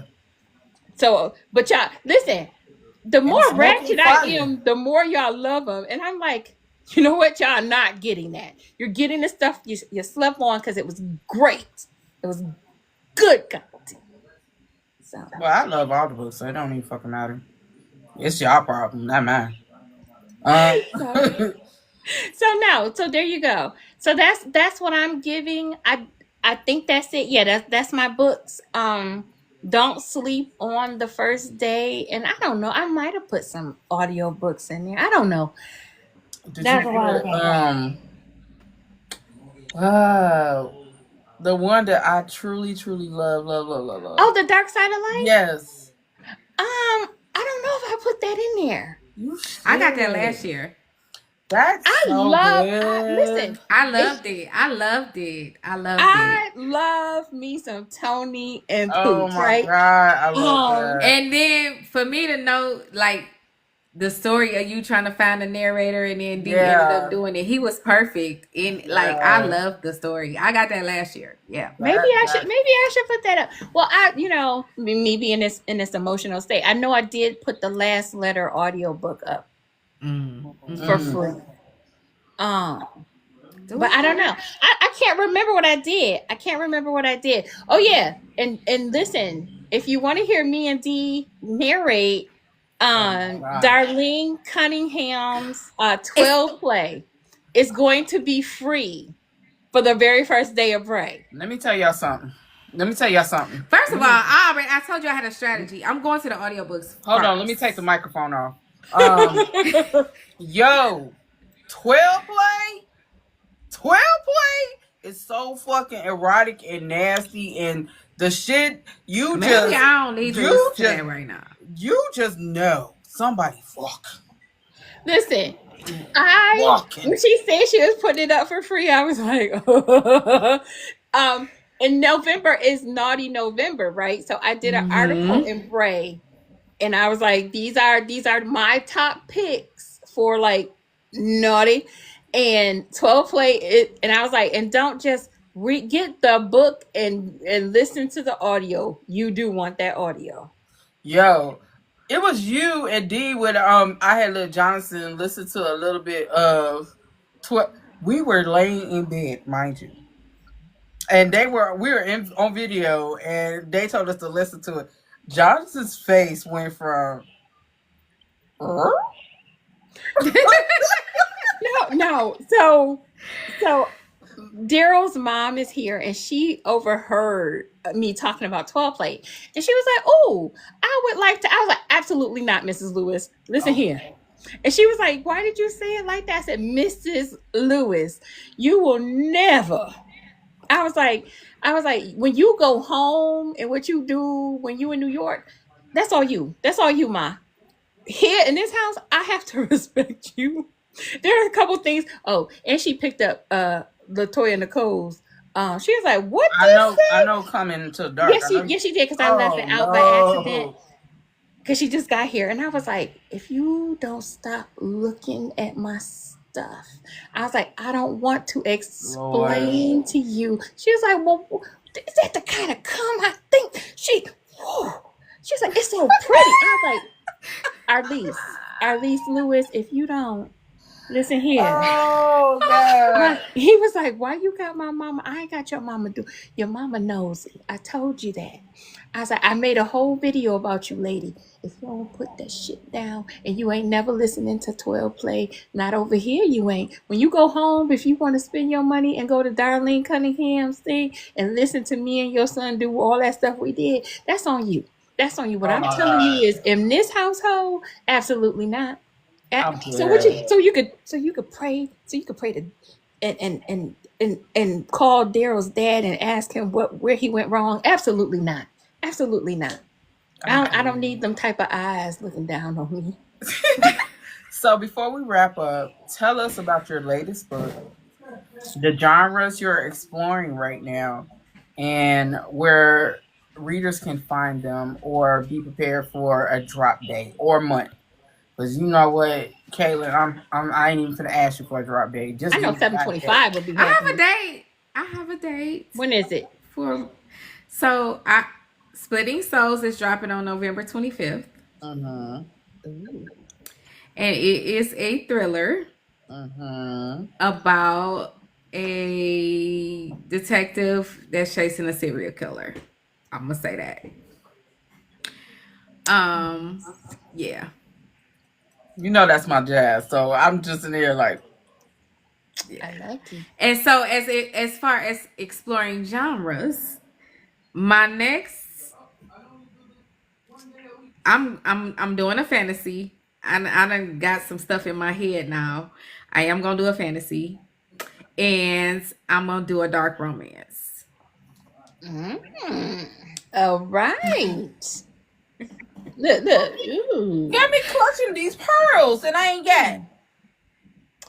And as far as 725, I don't know if we are going to do one next year, just because we both are busy, and we got to see what that looks like. But we are floating around the idea to see what y'all want to see. That's why I put up the poll to ask, like, what the next 725, because it's not like we're not saying no. Just we don't know yet for sure.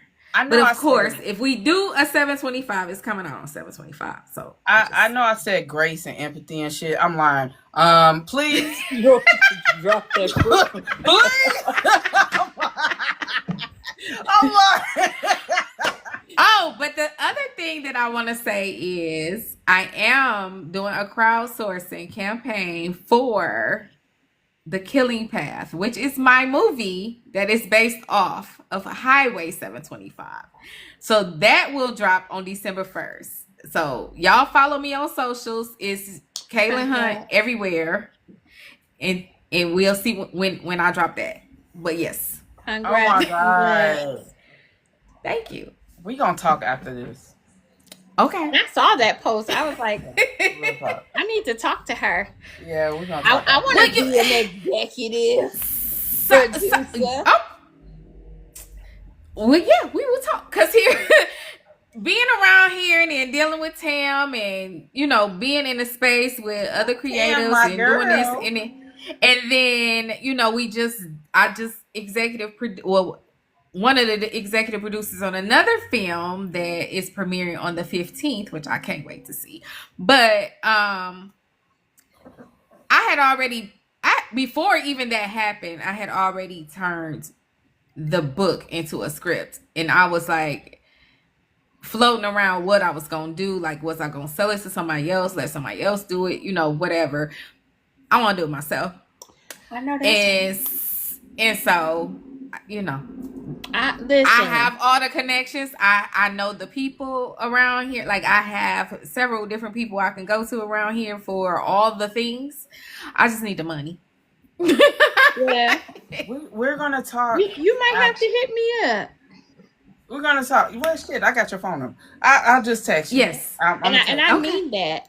Because I was a theater stage. You've been, ma'am. No, that was my major. That was my major. I know. So, like and you've been all on TV and everything. And well, I mean, I don't listen. I'm never going back in front of the camera. Behind the camera is where you can. Me.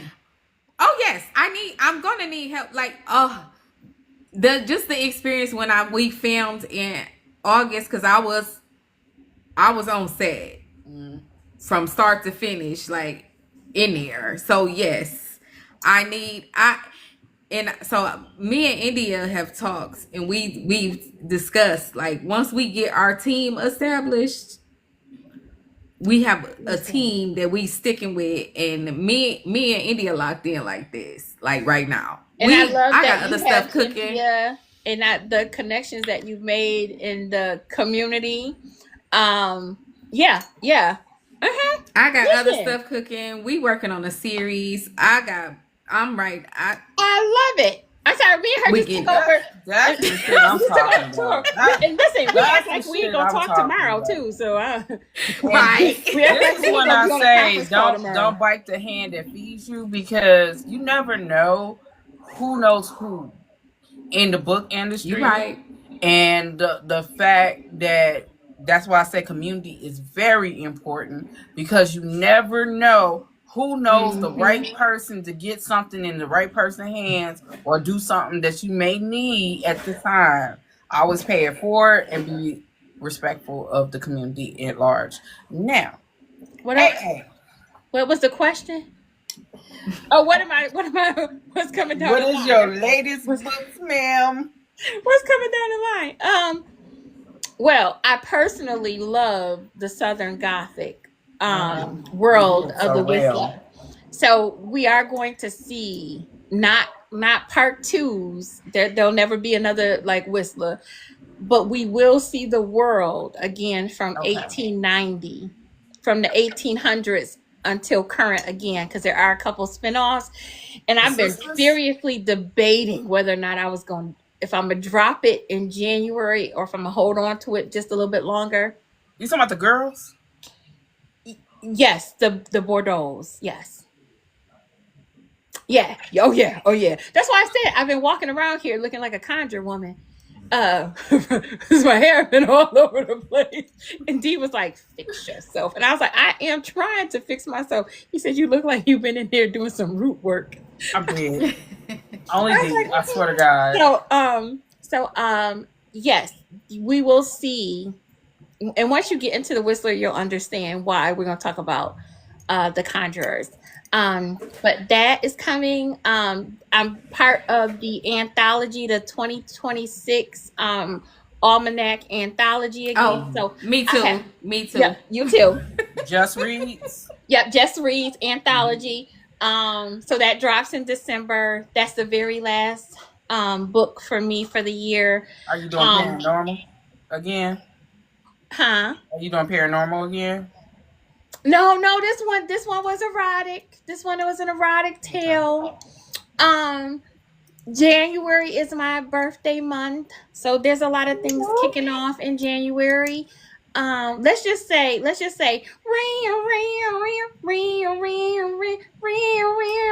so I have another brother series coming out. It's four of them. Well, it's three brothers and an uncle. It's called Buffalo's Finest. So we're gonna get into that. And I'm giving it to you in January. That much I can tell you. I don't know if I'm gonna do like every week in January I drop a book, or if I'm gonna just give you all four of the books. Now, for those of you who have been patiently waiting for my very first series, it was a street lit, the 716 is coming back out. I'm probably gonna give you part one in January also. So that's 7 books, I think, in January that you're getting. God And then the other 3 books I will follow up in March. So you'll get the first part of the family, and then the other 3 books in March. And then February, there's a couple collabs that I'm doing for Valentine's Day. And then by the time, what is that? Black Romance Fest comes around, right? You're going to get the McCullum Boys. And that's a 6-part series. So when D said I needed to stay focused and I needed to write, he was like, just write your little heart out. So I've been writing my little heart out. So we're going to continue with some major drops, and you're getting them all, because once I'm done with the story, ain't no need for me to hold on to them. So you'll just get them all. My mind said, are you doing any book boxes? So surprisingly, yes. The Buffalo's Finest will have a book box. The 716, the complete series, will have a book box. And that book box, for those of you who don't know, it takes place in the 90s, all the way to current time. So we visit these 4 best friends, these 4 girlfriends, and the decisions they make loving men who are DDs. And if you follow what I'm saying, DDs.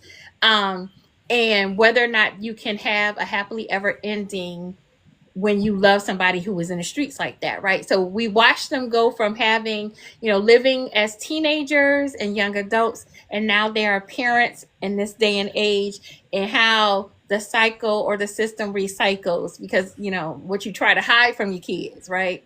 What you try to hide from your kids do come back to haunt you. So we watched that all unfold, and yes, I happen to love that. So for you guys, and that's a very big, really great book box. Already got all the pieces to it. So this is how I know it's going to happen. And surprisingly, I wasn't going to say it here, because in, I think, 2 weeks, after everybody's read The Quiet Storm, there is a Quiet Storm bag.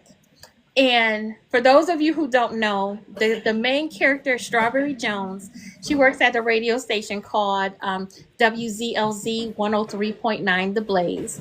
If you see my promotions, you've heard me voice this out. So it is the Blaze promo bag.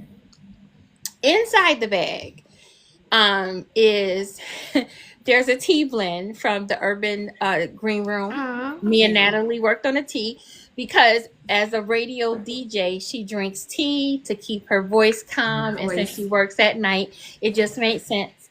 There is a red color changing cup that literally, when you light it up, like when you heat it up, it does say 103.9 The Blaze, The Quiet Storm with A.A. Lewis or Strawberry Jones.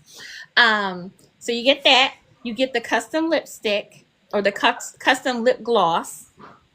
You get the candle, because she's on the air at night.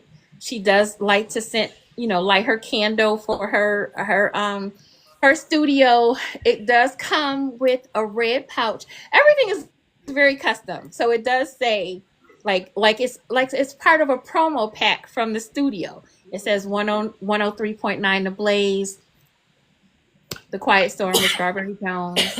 You get the book. And I think there's like 3 more things in there that I can't think of. So yes, we'll be launching that when I do my. I'm actually gonna do a live at Strawberry Jones. I'm gonna put the red light on. I'm gonna have and we're gonna do some confession. I'm gonna play my slow jams. Listen, because the soundtrack, the playlist is included in the book, so I'm gonna play the songs. And if you want to like jump on live with me and maybe confess something, or we could talk about something scandalous real quick, we can certainly do that as part of the promo and marketing for this. So that'll be coming in 2 weeks. I gotta learn how to rephrase my words because I got some scandalous, fucking nasty shit. And I'll give you a hint. When you read The Quiet Storm, you can try to figure out which one of them confessions is actually true. I'm dead. Oh, so you messing up my TBR right now. Listen, all I'm saying is Daryl was like, he's like, you ain't shit. And I was like, I know. He was like, you put that in there. I was like, I did. Now I'm finna. Yeah, I'm trying to figure it out. So just which one of them confesses is me. You'll be surprised. But yes, so that's what I got coming down. A whole lot. Okay. So I'm finna do your outro, and then I have like 3 announcements, and then we can be out of this piece. All right. Author A.A. Lewis, thank you for being a trailblazer. You as well, Kaylynn. A builder, a voice for Black storytelling. Through B.R.A.E, you've created more than just an event. You built a literary home where authors, narrators, and readers can see themselves fully represented. Kaylynn, you have been a phenomenal voice within the thriller, horror, and erotic, and I emphasize erotic genres. You have done so much for this community, and I feel like you just tipped the iceberg. It's just the tip of the iceberg with you. I just see so much greatness coming from you. To the readers, make sure you support, make sure you follow, make sure you share. Share does not cost a goddamn thing. This is an incredible thing that is happening with B.R.A.E. This is incredible that we have Black indie authors and narrators and audiobooks. Share. Whether you're discovering your next favorite book, author, or community, B.R.A.E. is where Black literature lives. So, until next time, as I always say, stay loud, stay loved, and stay Black on motherfucking purpose. Thank you. So announcements is I have an interview tomorrow with Kenya Goree Bell. Congratulations on her best-selling Desperados, a part of the Blood Legacy series. That was a phenomenal book. Then I have Risa Elise. She is a Black fantasy author. She is new, and we're going to talk everything Black fantasy because it is important. Then I have Mia Henselman. She writes contemporary multicultural romance. I have to pick her brain because I've been reading some of her book and I need to understand some shit. And then we have Crystal Marquise, the author of The Davenports, that is now going to film. Congratulations to her. I want to talk everything about the 1910s, being rich in the 1910s as a Black person, and the dynamic of just the Black culture in the 1910s and the real story behind the Davenports, because that is a real story based off a real family. Then I have Nitra Antoinette. Y'all know body language. How she been living on us on these goddamn cliffhangers.